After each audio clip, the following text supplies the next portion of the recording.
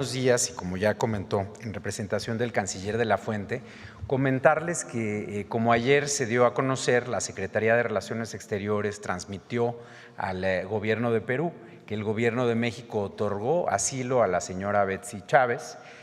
Naturalmente, además, se entregó una nota con una solicitud para que se otorgue el salvoconducto para que se vaya del país.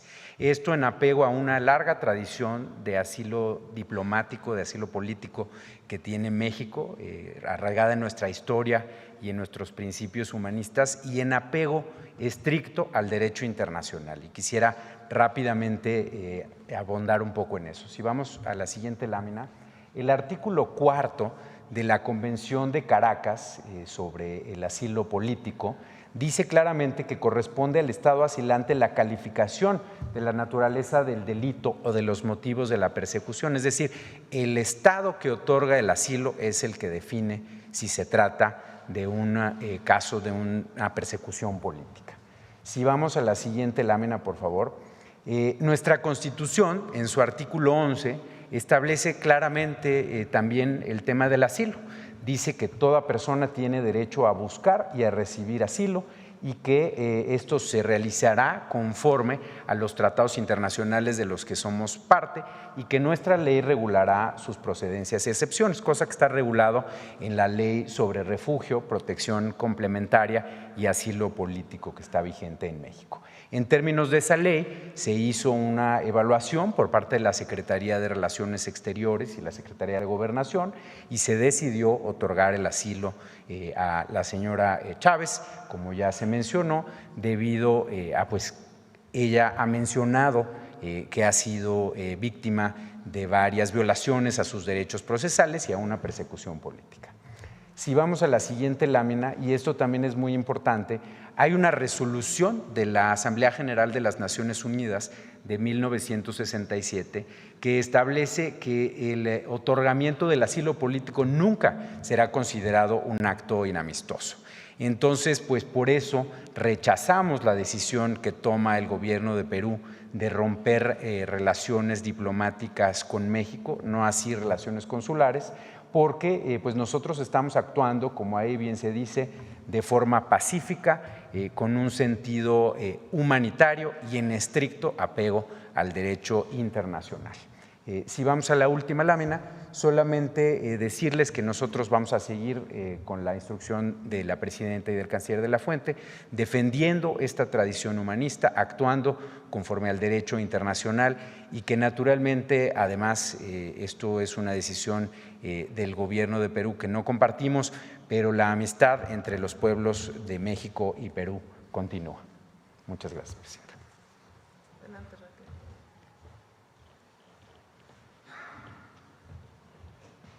Gracias, presidenta. Muy buenos días tengan todas y todos ustedes. Yo quisiera referirme un poco más a México y a su fiel tradición y vocación humanista, porque ha protegido a miles de personas perseguidas a lo largo de su historia y es gracias a esta figura del asilo político y del refugio, como lo acaba de explicar Roberto. Y en este sentido recordemos que toda persona extranjera que encuentre en peligro su vida, su integridad y su libertad por sus ideas o actividades políticas, puede solicitar asilo político a México. Y son la Constitución, la ley en la materia y el derecho internacional quienes norman el criterio para conceder o no el asilo. Yo quiero también comentarles que los ejemplos de asilo político a extranjeros son muchos. Quizá el más recordado sea el del presidente Lázaro Cárdenas, que salvó a cientos de refugiados españoles que huían de la dictadura de Franco y del fascismo. Pero también están los casos de asilo durante las dictaduras de Chile, de Argentina, de Paraguay y de Brasil, o aquellos otros durante los conflictos de Centroamérica, y otros casos relevantes, por ejemplo, de José Martí, Trotsky, el Shah de Irán, Rigoberta Menchú, Evo Morales, son cientos y miles de personas que han solicitado a México y que México generosamente les ha otorgado el asilo. Permítanme nada más citar al presidente Cárdenas cuando el buque Sinaya, que fue enviado por México para traer a los refugiados españoles, arribó a nuestro país en 1939. Y él dijo, textualmente lo cito, «No los recibimos como náufragos de la persecución dictatorial, sino como exponentes de la causa imperecedera de las libertades del hombre». Y tiempo después, este buque, que fue y vino varias veces para traer refugiados a México, fue hundido por los nazis. Para México, el asilo político y el refugio son figuras que, en primer lugar, y esto es muy importante, buscan proteger a personas, es decir, son figuras humanistas.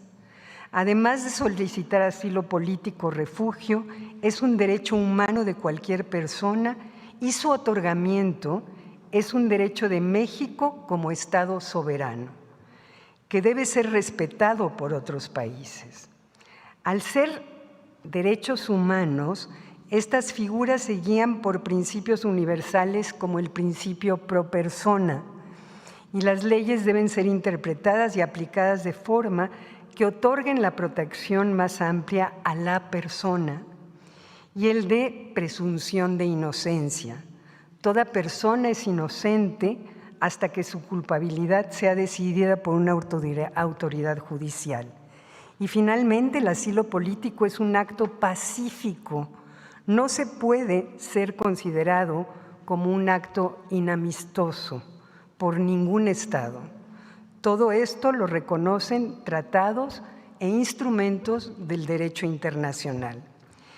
Y para finalizar, les quiero decir que muchos cuestionan si es válido asilar a una persona acusada o sentenciada por delitos comunes por la justicia de su país. Y este es un punto delicado y quisiera ser muy enfática. Solo al Estado asilante le corresponde estudiar y decidir si la persona solicitante de asilo es objeto de persecución política o no. Y ustedes se preguntarán por qué. Porque si un Estado persigue a una persona por razones políticas, pues evidentemente no lo va a reconocer, sino que buscará acusarlos de delitos comunes como corrupción, terrorismo u otros. Entonces, concluyo diciendo que el asilo es una de nuestras instituciones más nobles y que en ese sentido México, desde que es independiente, ha sido fiel a esta institución tan noble. Muchas gracias, Presidenta. Con permiso.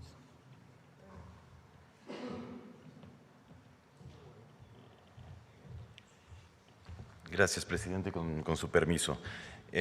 Buenos días a todas y a todos. Me corresponde explicar la posición de México sobre los casos de Betsy Chávez y, por supuesto, del presidente Pedro Castillo. Dos casos que están totalmente conectados. Como ya decía la presidenta, Betsy Chávez fue la primera ministra, es decir, la funcionaria de mayor jerarquía en el gabinete del presidente Pedro Castillo en el momento en el que fue destituido. Muy rápidamente, para hacer memoria, como ustedes saben, el presidente Pedro Castillo fue electo democráticamente por el pueblo peruano en 2021. E incluso antes de que asumiera como presidente, ya fuerzas opositoras intentaron impedirle que llegara a la presidencia, lanzaron una campaña acusándolo falsamente de cometer fraude en las elecciones. Varios despachos de abogados fueron incluso contratados en Lima para cancelar o intentar cancelar cientos de miles de votos a favor de Castillo y sobre todo en las zonas pobres del sur andino. La estrategia no funcionó. Pedro Castillo asumió como presidente, pero durante el año y 4 meses que duró su gobierno fue víctima de constantes acosos, de constantes asedios y ataques de esas fuerzas políticas. y otros grupos de poder. Solo por citar algunos ejemplos, se intentó destituirlo 3 veces, se le acusó por supuesta corrupción e incluso se llegaron a hacer inspecciones judiciales en el Palacio del Gobierno, algo que nunca había sucedido con ningún presidente en funciones. Se le llegó a acusar de traición a la patria por dar una declaración a un medio de comunicación diciendo que consideraría someter a consulta del pueblo peruano una salida soberana al mar de Bolivia. Solo por eso fue acusado de traición a la patria. El Congreso le destituyó varios de sus ministros y, bueno, constantemente recibía ataques de corte racista y clasista en prensa y otros espacios.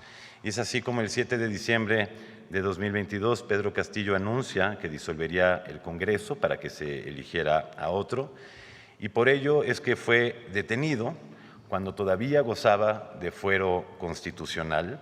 Posteriormente, el Congreso lo destituye como presidente sin que se reunieran los votos necesarios para hacerlo, le retira el fuero constitucional en violación de su propio reglamento y saltándose procedimientos y tiempos, y el Poder Judicial le decreta una prisión preventiva mientras lo investigaba por rebelión. Esta prisión preventiva dura 2 años y cacho, es decir, todo ese tiempo estuvo en prisión sin que se iniciara un juicio en su contra. Finalmente, en marzo de este año se inicia el juicio por rebelión, que parece ser un delito que nunca se ha cometido. Conforme a la legislación penal peruana, rebelión es aquel que se alza en armas para variar la forma de gobierno. Ese 7 de diciembre, nadie, absolutamente nadie, se alzó en armas por órdenes de Pedro Castillo. Entonces, es decir, no solo el presidente Castillo y su gobierno fue objeto de ataques, de acosos mientras gobernó, sino que a partir del 7 de diciembre que es destituido, sus procedimientos legales están llenos de irregularidades que son equivalentes a violaciones a derechos humanos. Y por eso es que México ha mantenido la postura que tiene en este momento sobre el caso. Y como decimos, el caso de Betsy Chávez está totalmente conectado y es muy similar. También se le acusa por rebelión, como al presidente Castillo y otras personas. Se le suman otros delitos como conspiración para rebelión que, como hemos dicho, no se ajustan necesariamente a lo que pasó. También los procedimientos legales contra ella han estado llenos de irregularidades. Y también ella, como ya se ha mencionado, ha manifestado que durante el tiempo que estuvo en prisión sufrió de reiterados abusos, al grado que un tribunal peruano le otorgó un amparo para ser liberada con libertad condicional en tanto se concluye el juicio. Es así que, como ya se mencionaba, solicita asilo diplomático a México. México estudia su solicitud, por supuesto estudia toda la información que ha recabado y encuentra que existen elementos suficientes para otorgar el asilo, actuando en estricto apego al derecho internacional y nacional que se ha mencionado. Y aquí vale la pena decir que además el delito de rebelión en muchas legislaciones de muchos países es precisamente considerado un delito político, es decir, ni siquiera es un delito común, por lo cual no se podría alegar que el asilo no procede. Y finalmente, Presidenta, solo también dejar muy en claro que México no interviene y no ha intervenido en asuntos internos del Perú y tampoco ha actuado en reciprocidad contra medidas extremas y desproporcionadas que se han tomado desde el gobierno peruano. No hemos intervenido indebidamente en los asuntos internos porque la posición de México y ninguna de las acciones o declaraciones obliga al Perú, es decir, tiene una fuerza coercitiva para obligar al Perú a modificar sus decisiones. La de México es una posición de principio y es congruente con su sólida historia de política exterior y de asilo y refugio, como se ha mencionado. Y, como sabemos, ante las medidas adoptadas por Perú, México no ha respondido de la misma forma. México no declaró persona non grata al embajador en Perú en 2022, como sí lo hiciera Perú con el embajador mexicano en ese tiempo. México no ha declarado persona non grata a ninguna presidenta o presidente peruano y México mantuvo sus relaciones diplomáticas y consulares con el Perú, y esto por el profundo amor y respeto que le tenemos al pueblo peruano. Gracias, Presidente. Pablo, ¿de dónde estabas tú? Bueno, Yo era embajador ante Perú durante ese tiempo, en diciembre de 2022, y tuvimos el tremendo privilegio, bajo las órdenes del presidente López Obrador, de poder darle asilo político a su esposa e hijos, que también eran perseguidos. Gracias, presidenta. Pues esta es la nutrida información de